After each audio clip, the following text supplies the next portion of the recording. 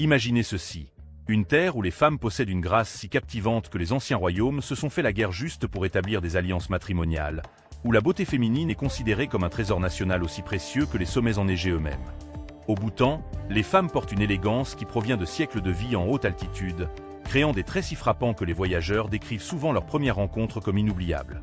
Leur kira traditionnel, des vêtements tissés à la main qui scintillent de motifs complexes, encadrent des visages qui mélangent des caractéristiques tibétaines, indiennes et d'Asie du Sud-Est en quelque chose de tout à fait unique. Mais ce n'est que le début de ce qui rend ce mystérieux royaume himalayen absolument extraordinaire. Le dernier Shangri-La sur Terre. Le Bhoutan existe là où la plupart des pays n'oseraient pas coincer entre deux géants, la Chine au nord et l'Inde au sud. Cette petite nation de seulement 38 394 km² a réussi quelque chose d'impossible. Maintenir une indépendance totale et une pureté culturelle pendant plus de 1000 ans. L'altitude moyenne se situe à 3280 mètres au-dessus du niveau de la mer, ce qui en fait l'un des pays les plus élevés de la planète. 24 pics sacrés s'élèvent à plus de 7000 mètres, créant des forteresses naturelles qui ont protégé ce royaume de l'invasion tout au long de l'histoire. Quand vous regardez une carte, le Bhoutan apparaît comme un petit territoire en forme de dragon, et les habitants croient que ce n'est pas une coïncidence. Le nom du pays dans la langue locale, Drukul, signifie littéralement terre du dragon tonnerre. Une géographie qui défie la logique. Ce qu'on ne vous montre jamais dans les documentaires, c'est à quel point le paysage du Bhoutan change de façon si spectaculaire que vous pouvez traverser 4 zones climatiques différentes en une seule journée de route. La frontière sud avec l'Inde présente des forêts subtropicales regorgeant d'éléphants, de tigres et de rhinocéros. En quelques heures de route vers le nord, vous êtes dans des prairies alpines où les coquelicots bleus fleurissent à des altitudes où la plupart des plantes refusent de pousser. Viennent ensuite les zones glaciaires où plus de 700 glaciers alimentent les systèmes fluviaux du pays. Voici ce qui est vraiment époustouflant. 72% du Bhoutan est couvert de forêts, ce qui en fait le seul pays au monde à être négatif en carbone. Alors que toutes les autres nations pompent du carbone dans l'atmosphère, le Bhoutan en absorbe plus qu'il n'en produit. La Constitution stipule même que 60% des terres doivent rester boisées pour toujours.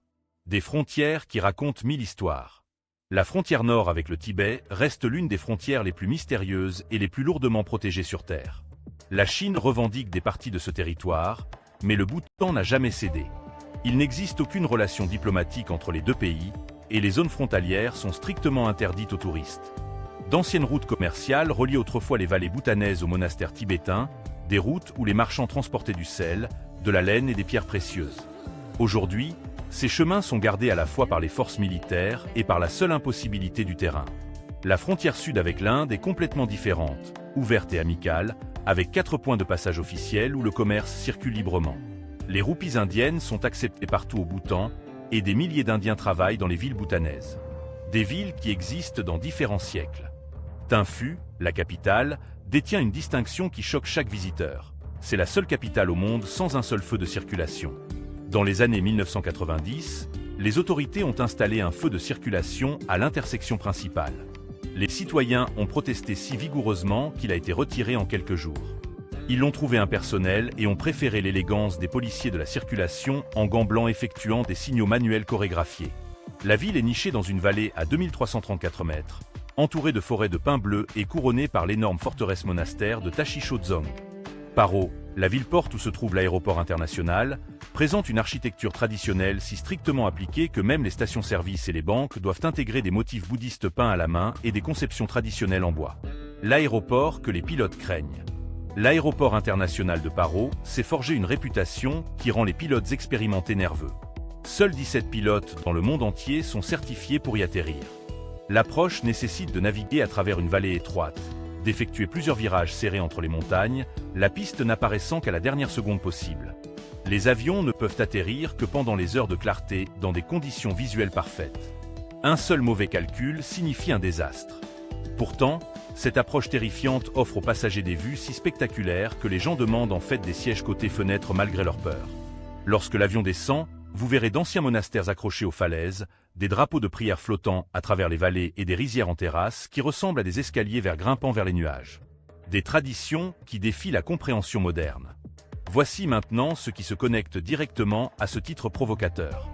Le Bhoutan pratique une forme de bouddhisme qui incorpore des traditions chamaniques pré-bouddhistes, créant des pratiques spirituelles qui choqueraient les observateurs religieux conservateurs ailleurs. Des symboles phalliques sont peints sur les maisons, sculptés dans les portes et affichés de manière bien visible dans toute la campagne. Loin d'être pécheurs, Ceux-ci sont considérés comme des symboles sacrés de fertilité et de protection contre les mauvais esprits. Le fou divin, un moine du XVe siècle nommé Drukpa Kunli, a parcouru le pays en enseignant le bouddhisme par un comportement scandaleux qui comprenait boire, fréquenter des femmes et utiliser un langage choquant. Il est maintenant l'un des saints les plus vénérés du Bhoutan. Ce même pays mesure le succès non par le PIB, mais par le bonheur national brut, Gross National Happiness, un concept qui donne la priorité au bien-être psychologique, à la préservation culturelle, à la conservation de l'environnement et à la bonne gouvernance plutôt qu'à la pure croissance économique. Des festivals où la réalité se dissout. Les festivals Chechu transforment des vallées entières en explosions de couleurs, de musique et d'extase spirituelle. Des moines portant des masques élaborés exécutent des danses cham qui rejouent des enseignements bouddhistes et des événements historiques. Ce ne sont pas des spectacles. Ils sont considérés comme de véritables pratiques spirituelles où les danseurs deviennent les divinités qu'ils représentent.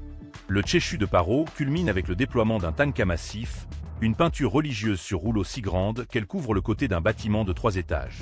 Des milliers de personnes se rassemblent avant l'aube pour recevoir sa bénédiction, croyant que le simple fait de voir cette image sacrée nettoie des vies de karma négatif. Des femmes qui brisent tous les stéréotypes. Les femmes bhoutanaises possèdent un statut social qui surprendrait quiconque s'attend à une dynamique de genre asiatique typique. Elles héritent des biens, possèdent des entreprises et jusqu'à récemment, pratiquaient la polyandrie, où une femme épousait plusieurs frères pour maintenir l'unité des terres familiales. Dans les fermes traditionnelles, les femmes prennent toutes les décisions ménagères tandis que les hommes s'occupent des affaires extérieures. Visitez n'importe quel marché à Tinfu et vous trouverez des femmes qui dominent le commerce, négociant avec une intelligence féroce et une confiance inébranlable. Elles portent le kira traditionnel avec un tel style que des créateurs de mode du monde entier viennent étudier les techniques de tissage et les combinaisons de couleurs. De nombreux étrangers visitent le Bhoutan spécifiquement en raison des histoires sur la grâce légendaire des femmes, leurs zygomocées accentuées par l'air des montagnes, leur force développée par des vies vécues à des altitudes extrêmes. Mystères économiques et contradictions sacrées. Le Bhoutan facture aux touristes des frais journaliers minimum d'environ 185 €, l'un des coûts de tourisme les plus élevés sur Terre. Ce n'est pas seulement une recherche de profit. C'est une politique délibérée pour empêcher le tourisme de masse de détruire la culture. Seul un nombre limité de touristes peut visiter chaque année, ce qui rend le Bhoutan plus exclusif que presque partout ailleurs. Pourtant, pour les citoyens, les soins de santé et l'éducation sont entièrement gratuits. Le revenu moyen se situe autour de 3 150 € par an, mais les indices de bonheur classent constamment le Bhoutan parmi les meilleures nations au niveau mondial. Il n'y a aucune publicité. Le tabac est interdit. Les sacs en plastique sont illégaux.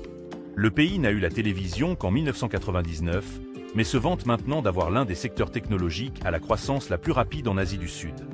Des monastères qui défient la physique. Le monastère du Nid du Tigre, Taktsang Palphug, s'accroche à une falaise à 900 mètres au-dessus de la vallée de Paro. La légende raconte que Guru Rinpoche, qui a apporté le bouddhisme au Bhoutan au 8e siècle, y a volé sur le dos d'une tigresse enceinte. Le monastère a été construit autour de la grotte où il a médité pendant 3 ans, 3 mois, 3 semaines, 3 jours et 3 heures. La randonnée pour l'atteindre prend 3 à 4 heures d'escalade raide à travers les forêts de pins, mais la vue du sommet fait pleurer les adultes. À l'intérieur, les moines maintiennent des pratiques de méditation qui se sont poursuivies sans interruption pendant plus de 1200 ans. Réflexion finale du Dragon Tonnerre.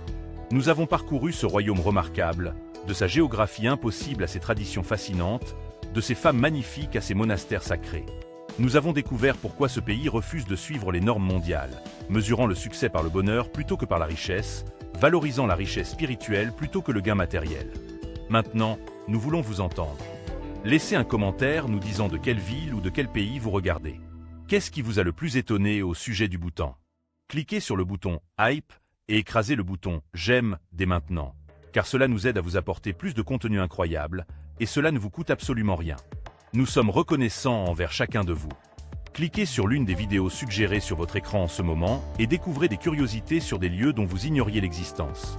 Jusqu'à la prochaine fois, continuez d'explorer l'extraordinaire.